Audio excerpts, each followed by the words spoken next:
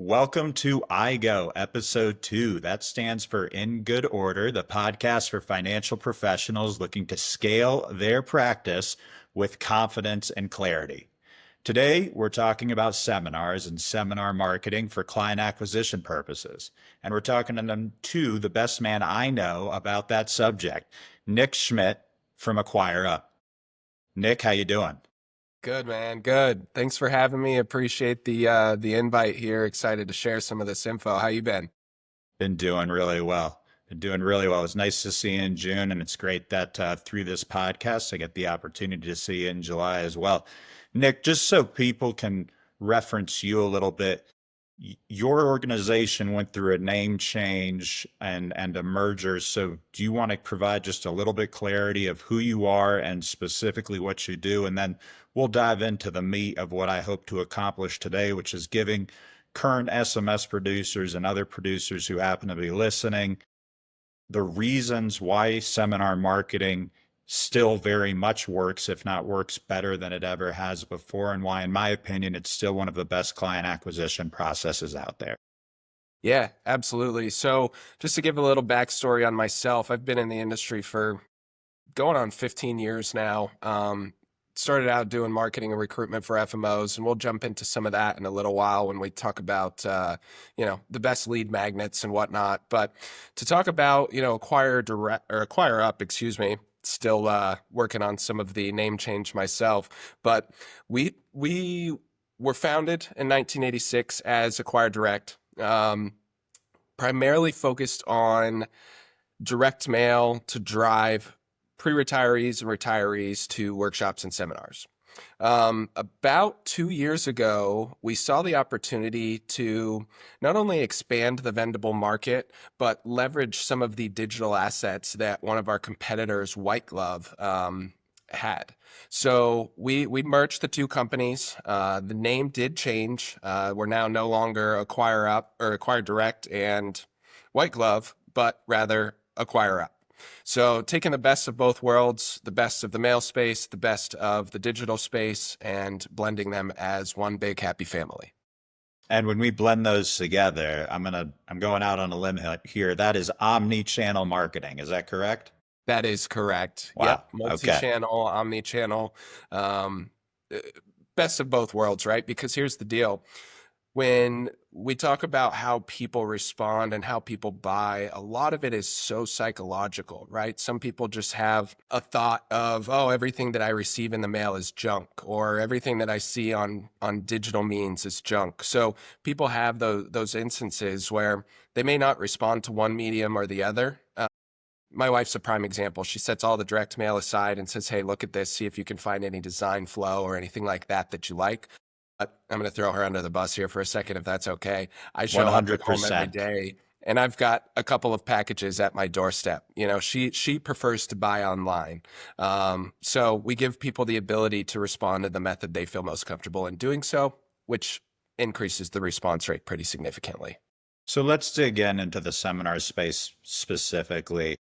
Anything drastically different today than maybe obviously pre 2020 and 2021? Because 2020 and 2021, all of our vendor partners were talking webinar, which I suppose we kind of had to, right? Yeah. Insofar as getting a group of people at or near retirement together in any way, shape, or form, library, restaurant, what have you, was probably not going to happen in most parts of the country. That being said, are there things that are still drastically different or different now about the seminar landscape for advisors already in it or thinking about going into it? Yeah, I mean, like I said, I've been in the space for almost 15 years now, and ebbs and flows, right? Landscape has definitely changed quite a bit over my career. What I would say is the response rates are actually higher now than they were pre-COVID. A lot more buyer's intent, and I think a lot of that has to do with the fact that we were kind of cooped up and went through a pretty rough time as a country where we were kind of locked down, right? So to your point, webinars were kind of one of the only solutions that we had at that point in time. in the last couple of years, we've seen a pretty decent spike in response rates and willingness to buy. That's fantastic. So you would say, and granted, I mean, you're not even writing your own book, you're just providing analysis here. There's more upside relative to this response rate and omni-channel marketing for people that want to attend seminars at this time. Yeah, and I'd also like to point out the fact that we have the ability through the data that we get on a monthly basis to not only target the right people, but we also have the ability to track all sorts of different marketing methods, through our system, which is LeadJig. So not only are the responses better, but we're able to track that and replicate those types of cases, right? I like that. And another thing about your organization in particular is you do have a partnership with Frank Maselli. Yeah. And for those of you that don't know who Frank Maselli is, many would argue, the preeminent authority on seminar marketing. Didn't he have a military intelligence background? Yeah, I mean, before the merger with White Glove, I'd heard his name and heard his name and heard his name, but I had never talked with him. And down at Host U, I'm going to do a shameless plug here. We put on an awesome event every year for, seminar producers come down and figure out how to get better at seminars. When I heard him speak at Host U, I was absolutely sold. Since then, I've probably sent him 40 advisors that I work with, whether or not they're currently doing seminars, new to seminars, or just want to, increase their appointment ratio. He's been a great resource for me, and man, he's brilliant. And he talks about the why, right? And the emotional dynamic. So based on what you've seen between successful offices and offices that maybe have missed the mark, and we'll get into the technical and the tactical of what you see that is and is not working, but I want to focus on some of the language that I got out of reading the emotional dynamic, which is, what do most advisors miss about the why behind a good seminar?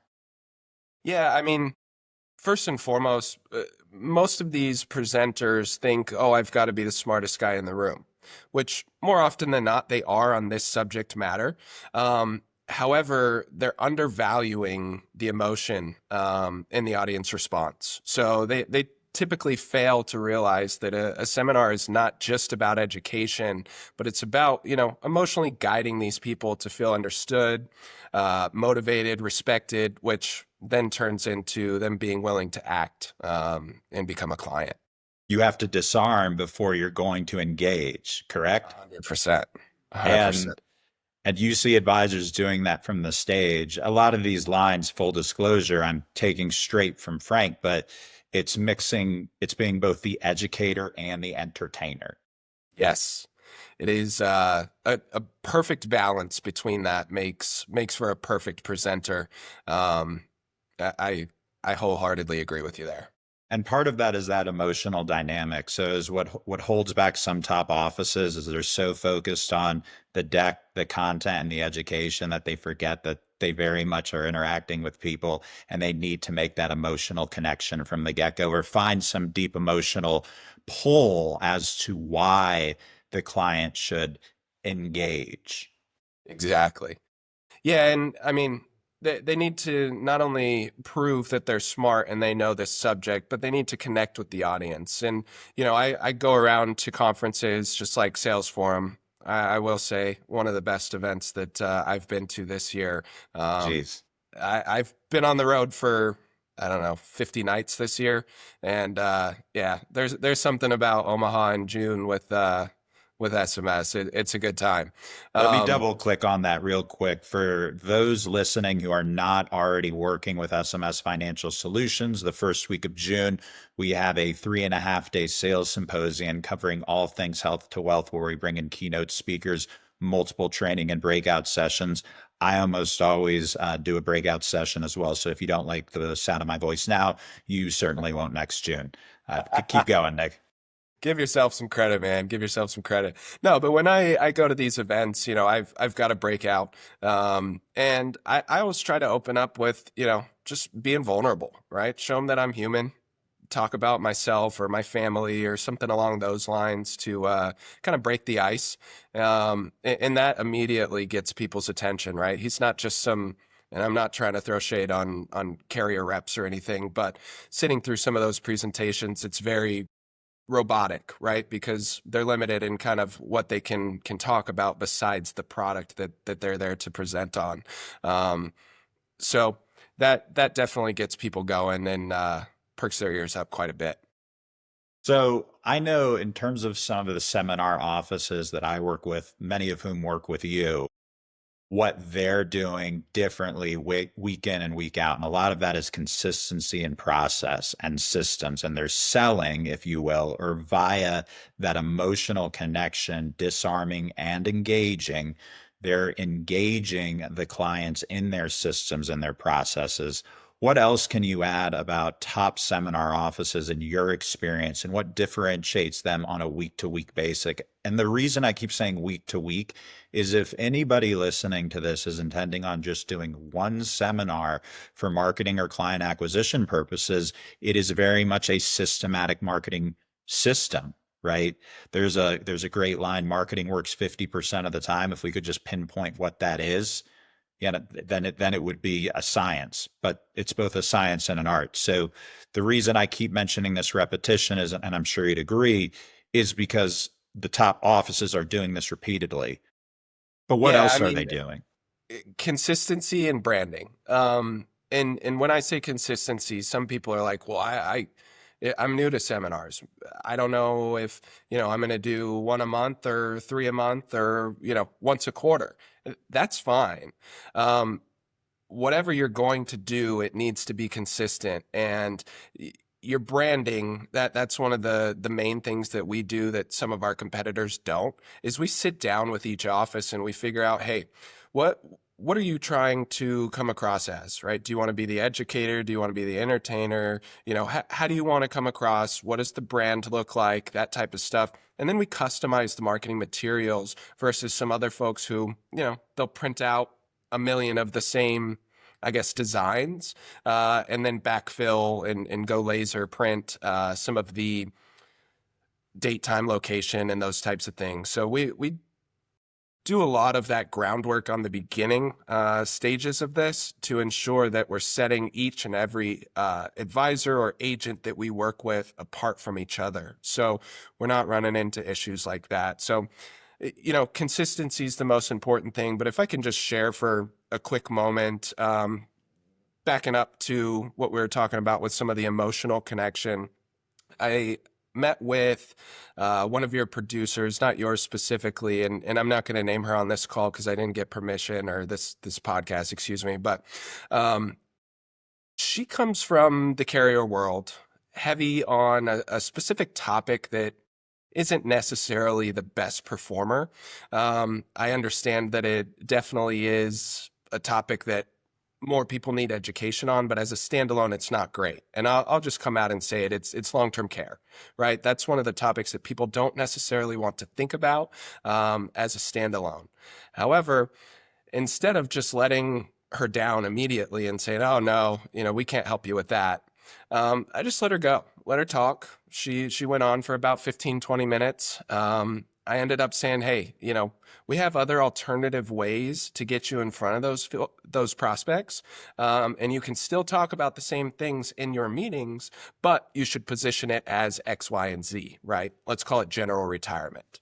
Um, on top of that, I put her in touch with a client of mine who was in a very similar situation, where he was coming from the Medicare space, wanted to get into the life and annuity space, and I figured they'd be a good connection to make. They had a great conversation. She called me up the next day and goes, "Okay, so you're the real deal. You weren't blowing smoke here." And on top of that, once she finally said, "Hey, yeah, let's try it," I did put her in touch with Frank Maselli. She completed her events last week, and I got a voicemail from her yesterday or the day before yesterday, and she was just raving. I mean, awesome reviews, great quality. And, if I didn't take that moment to connect emotionally with her and talk about the family and the dogs and that type of stuff, that conversation could have very well been gone. So that's the type of stuff that Frank will help with, and that we can all help with, you, me, whoever else is involved with the agent or advisor's office, to make sure that they're able to make those connections and get the best ROI possible. So emotional connection, authenticity, branding. I bet you could double down on branding by leveraging multimedia, i.e., YouTube or podcasts, 100%. and the inspired repetition we touched on. So let's talk about conversion and setting that appointment, because that's the question I get most often is, you know, you have a strong event. What's the biggest mistake you see the advisors making?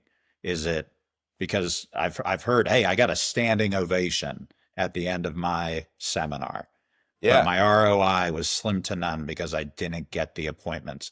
What do you see right going with the conversion to the appointment? And what do you see wrong going with respect to the conversion to the appointment?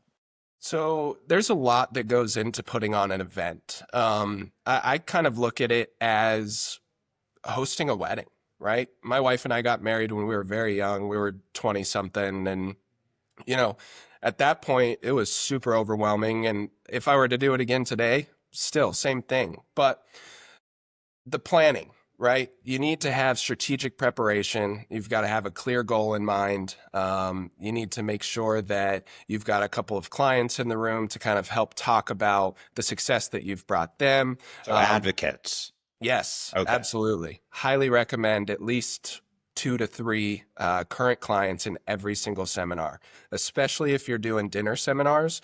It's a great way to thank them. And what I like to tell people to do through the analytics within LeadJig, you can see ages, incomes, and asset ranges.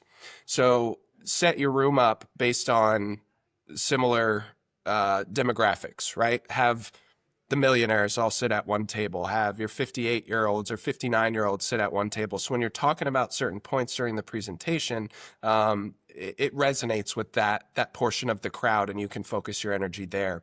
And I like to have people, sit their clients at those top tier tables, if you will. Like that. One of my top offices, and they won't mind me sharing this, it's not unbelievably innovative, but they book their appointments throughout the entirety of the event. And what Yes. they do is they have their admins approach the clients, or I'm sorry, the prospects that they most want to engage with. And they say, when are you not available? Yes. Little tweaks, right? Yeah. So you mentioned dinner seminars, and I know there's not a silver bullet here. The venue does matter. Is there a fundamental performance difference between library, community center, strictly what we would call educational, or I sometimes call coffee and cake workshops versus restaurants? Or is that more market dependent? So it's market and topic dependent. Certain topics you can absolutely get away with doing in a library, or, coffee and cake, or whatever you want to phrase it as, not a full meal at a restaurant, right? And in those topics would be Medicare, Social Security, estate planning. Sometimes you can get away with taxes. I would say, honestly, if you're going to do certain topics in an educational setting, I would highly recommend our performance-based product line, which is the white glove model. So you pay for who shows up. And I like that for educational events because sometimes it is a risk, right? You send out 6 to 10,000 pieces of mail or something along those lines, and you don't know what you're going to get. Now, we've been in the business for 30 plus years. So we have tons of data on what we should expect in a certain market for a certain topic. However, sometimes things can get a little wild, and response rates might not be there. So I do like that product line for educational events specifically. I never Now, thought of that. So the pay for household is probably more conducive if you want to do strictly educational.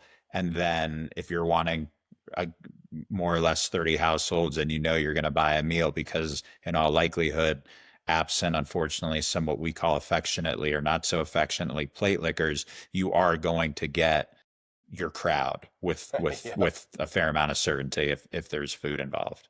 Yeah, absolutely. You're going to get people there if there's food involved. And one thing to touch on with the plate lickers or the crumb bums or, whatever phrase we want to throw at them. Sure. Some people make a living that way, and I've got some horror stories that we can share in a follow-up podcast. But That'd be fun. whether you're doing meals or educational, you're still going to have people there that are there for the food or they're there for the information. And on the educational side, we call them pigs, personal information gatherers. Um, Wow. Initially, I thought that was much harsher than when you frame the acronym. Okay, no, no, personal information. I like that. Okay, cool. yeah. So they show up. They're your do-it-yourselfer crowd, right? They're like, oh yeah, I want to learn about the big beautiful bill. Cool. I'm going to show up. I'm going to learn this information from Ben, and I'm going to take it home and do what I can myself or take it to my current advisor. So, either way, on each side of the fence, you're going to have people there that, are just there for one thing or another and aren't necessarily going to do business with you. But to touch on one of your offices in the villages, when I first started working with them, I said, hey, let's suppress people who responded to your events in the past, and didn't do anything with you. And they told me, absolutely not. We flip plate lickers every single seminar because our presentation and our ability to build that trust and rapport and relationship with these people is so strong that they're going to come thinking they're there for just a free meal, and they're going to realize that we're the real deal, and we're there to help. So That's just a awesome little because that little just insight. circles back to the beginning of our conversation, authenticity and that message. And I believe the office you're talking about really focuses on taxes and retirement and divorcing the IRS from your IRA because your IRA is just an IOU to the IRS and really reinforcing that the tax-free retirement, which is a unique message that for those producers listening to this, there's safe money and safe harbor is fantastic. Guaranteed income is fantastic. But when you learn to marry that with taxes and retirement and the ability to make retirement more tax efficient or even tax free, you will beat the office down the street who's still doing the same thing, be it in seminar form, webinar form, YouTube, buying leads, or converting other product lines. That was really great. Can we one more question on food? High-end venues, I mean, do I need to go to a Ruth Chris? Can I go to a Sizzler or somewhere in between? I Yeah. got married So at a Biaggi's, so and hey, I was a fan. that's exactly where my head goes when somebody comes to me and they're not going after the ultra high net worth area or prospects, if you will, in their area. I recommend a mom and pop shop or an Italian place. Maggiano's, Biaggi's, places like that are perfect. Everybody loves a little pasta. I haven't met anybody that gets upset with, pasta or chicken or something along those lines. I mean, I am Thick Nick for a reason. I've definitely enjoyed a little bit of Italian food in my day. But yeah, I think that, doing events at those locations that are kind of middle of the road are actually better, right? Because if somebody doesn't go to Ruth's Chris on the regular, maybe they don't feel like they belong. Same thing with like country clubs. We tell people to avoid country clubs because if the prospects aren't members, maybe they don't feel like they belong there and they just don't respond. So there's a lot that goes into it, but you don't need to use a Ruth's Chris or a Fleming's or anything like that. Although I will say we do have partnership pricing with those two, but still you can get away with utilizing something a little bit lower end, but still satisfactory. Or medium, right? I like that because in terms of targeting the mass affluent audience, the argument for an educational, strictly, let's call it coffee and cake, right? Community center, library, one of the advantages is it's disarming. And I would Yes. say going to not casual, but a more medium, just in terms of dollars and cents is really what we're getting down to. Restaurant is probably going to likewise be disarming for the majority of mass affluent consumers, which is where a lot of our strategies land. And we have separate products and separate strategies. If you're really only wanting to go towards ultra high net worth, UNHWs and HNWs, and if that's your goal, welcome to the club. That's what everybody at least says they want to do at the very beginning, right? So Yep. this is really great. So you do if you're already doing seminars or if you are just getting into it and you want to go the educational route, probably makes sense to do household pay for insofar as they gotta show up in order to for you to pay, and then a dinner seminar, pick a place that is fundamentally disarming, right? Because you want to be able to make that emotional connection. And I'm going to say this again, disarm before you engage. Beautiful. Can't Okay. stress that enough. And because one of the questions I had was what the objection in terms of plate liquors or pigs, but what you brought up about that other office is really valuable, which is if you fundamentally believe that your message is important enough and you make that emotional connection, then overcoming their objection or they're taking advantage of that free meal that could end up being a really good client. Um, let's focus on seminar topics. I think I know the answer here. Best ROI right now in the seminar space. Yeah. So, I mean, first and foremost, estate planning generates the highest response rate throughout the country. No matter if you're doing educational at a library, community center, a university, whatever it may be, or if you're doing a meal, that topic is number one. Now, when we talk about ROI, it's also number one. However, the sales process is a little bit longer, right? Because more often than not, you're going to get an estate planning attorney involved. They're going to break open the books, expose the assets, and then send them down the hall to Ben and have Ben fund that trust or whatever they set up. Second, I would say general retirement, plan well, retire well, surviving retirement. That topic would be something for somebody who isn't securities licensed, but we can rename it, right? But it's holistic retirement planning, income longevity, participate in market gains, asset-based long-term care, Medicare, understanding Medicare, those types of topics in a single event are phenomenal. And if I were to do this tomorrow, that's exactly what I would do. I would Over find a taxes and retirement. general retirement. You would do that over taxes and retirement. I would. Okay. Yes. And the reason being, some of these prospects may not have huge tax concerns or may not know that they have a tax concern, but they may be concerned about income longevity, or they may be concerned about Social Security claiming strategies or something along those lines that you can bundle up into that general retirement topic. And you're going to get the best of all worlds there, right? Because you're going to be able to hit on all of those different points very high level. And that's one thing that I want to stress to everybody listening to this is you don't want to give away the farm, right? You want to give them some eggs or some produce and have them fall in love with what you're selling. And then they need to come back to the farm to meet with you to continue to get that produce or those eggs or whatever the case may be. Some people definitely over educate, and people get paralysis by analysis and or just kind of get overwhelmed with all the information. So I've seen it. Yeah, it's strictly educational. Insofar as strictly educational, as in you are only the educator and not the least bit entertaining. There's no emotional connection. It's boring. it is. It's It's terrible to boring. sit through. It's, it's boring. I quickly want to touch on Medicare because SMS Financial Solutions, we do have the premier health to wealth platform. The ad spend for Medicare seminars is lower. Is that accurate?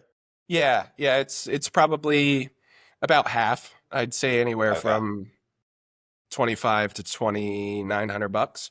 The reason it's less is because there's not as many turning 65 prospects in every given market, right? So we're going to go ahead and mail fewer, but we're going to be very specific on the age ranges that we're targeting. So it's a great way, and the way I look at Medicare seminars is it's a great way to kind of cut your teeth in getting seminar experience if you don't have it. And then also for SMS, little plug here for you guys, the health to wealth path that you've created over the however many years it's been is phenomenal, right? You get them in, you help them with their needs immediately, which is Medicare, build that trust, again, going back to the emotional connection, and you're able to talk to them about other products later on down the road. Not only Relative to the does that, scope of engagement. Yeah, continue. yeah, not only does that help keep them sticky on the Medicare side, so come AEP, they know Ben's my guy, I'm not going anywhere, but it also keeps them, there for the other product lines that you may have. So if somebody says, "Hey, refi your annuity," they they call you versus calling that person because you've helped them in several different ways. And listeners, for those of you that aren't familiar with health to wealth and the health to wealth client acquisition process, I'll have subsequent sales videos as well as an episode just dedicated to that because it's a guaranteed issue fixed rate commodity. You can look at Medicare Part B premium taxes to bird dog for mass affluent and high net worth individuals. It can be a great door opener. And to Nick's point, it might be an easier lift if you're a brand new practitioner to the seminars for the in the client acquisition space, and the ad spend will be a little bit lower. One piece of advice you would give to a newer advisor doing their seminar here in Q3? Great question. Um, First and foremost, I would say trust the process, right? And this is exactly what they would tell their clients too, is, we've been doing this for 30 plus years. So we have decades worth of data that we're going to lean on and help these agents and advisors leverage to get the best ROI. So let's not reinvent the wheel. We can certainly take pieces, of their current process and plug them in. But we like to start with something that we know is what we call internally as a proven winner. That's marketing materials that have been utilized in 10 or more markets, 10 or more times with success. So we always like to start there. And then trust your knowledge, right? You're the subject matter expert. Maybe just because you haven't gotten up in front of a room, you don't feel like a presenter in your mind. But you do these pitches every single day. So trust the process, trust your knowledge, and last but not least, work with Ben and his team on perfecting the sales process, and connect with Frank Maselli on how to position your seminars in the best way possible. I mean, we've got all these resources available. Use them. Matt, I have just a few more questions. I promise we're almost done, and I really appreciate your No time rush. today. On the flip side, seasoned advisor who's done seminars, they have a system, they're getting a really strong ROI, and they say they've seen it all. They know they have a system. Do they make changes? Is there opportunity for not experimentation, but as you said, proven, or I say proof of premium improvements? Yeah, I mean, the market's consistently changing, right? And not only is the market changing, but the prospects are changing, and their mentality is changing, right? It's all about timing. So right now, estate planning and taxes are two huge topics that people are worried about. So if you're not doing those types of topics or those types of presentations, I highly suggest in doing so. But more importantly, I like to tell people who have been doing this for years, they reach out to me and say, "Hey, what can you do different?" Or "This is the response that I'm getting." And I think the main difference is we're able to really hone in on who they want from a demographic standpoint so that they're not wasting time. Seminars really aren't about dazzling and being the smartest guy in the room anymore or gal in the room anymore. It's about that emotional connection with the buyer. So that's not something you're ever going to truly master, because it's consistently evolving with the psychology of how people buy. That was a great answer. Thanks. Thanks, Nick. Yeah. Well, I'm going to go ahead and summarize. Venue could go educational or we could go restaurant. And we've Yes. covered the advantages of both and how to approach both. And some of that I think is a little bit market too, like if you're in a heavily brokered market. And that's all the more reason to talk to somebody that has the data. There's thing number two is the data. getting the right people in the seats, making sure that as much as we all want to help people with their retirement, we don't work for the Salvation Army and we're not teeing ourselves up to do pro bono Social Security optimization or anything in between. Secondly, would be, or third, pardon me, is a topic and the passion. Memorize your seminar backwards and forwards. Anticipate every single objection. Do it in front of your friends and family. If you're working Yes. with me, my top advisors, I always say, run it by me. Let's see if we're feeling that emotional dynamic. And I'll say it, this is the last time. I hope I don't get a cease and desist from Frank, but disarm before you engage, Yes. right? And then and then finally process. Have exactly how you're going about setting that appointment, how you're setting the room. I really like what you said about make this like you're planning a wedding. I think that's a really spot on metaphor because I see a lot of practitioners in the field where unbeknownst to me, sometimes even they'll say, hey, I'm going to give a seminar a shot, or I did give a seminar a shot. I had a script, I had a deck, I said it, and nothing happened. Well, think about how many things were not involved in that system and process that we went through. Yeah, I mean, you're putting on an event, whether it's a wedding or a seminar to educate people. It's still an event, and you've got to think about everything from who's being invited, right? If you're having people there that you're paying for, whether it's educational, you're paying for units who show up, or meals, or whatever the case is, you want to have the right people in the seats. Thinking about a wedding as well, seating arrangements, to my point, sit those who have similar demographics together, because birds of a feather flock together, right? Same mentality. If you say something and somebody is like, oh, wow, I didn't think of that. The table gets buzzing a little bit. Everybody's wheels are turning. And then post event, it's important. When we had our wedding, we had 250 people there. My family's small. My wife's family's huge. I didn't even know half the people there, but we sent handwritten thank you cards to everybody, whether they brought us a gift or not. And that ties back into the appointment follow up. You need to be on these people pretty quickly, strike while the iron's hot. If you don't set an appointment at the event, you need to be reaching out to them within 24 to 48 hours. So there's a lot of similarities there. And that's why I like to utilize that comparison, if you will.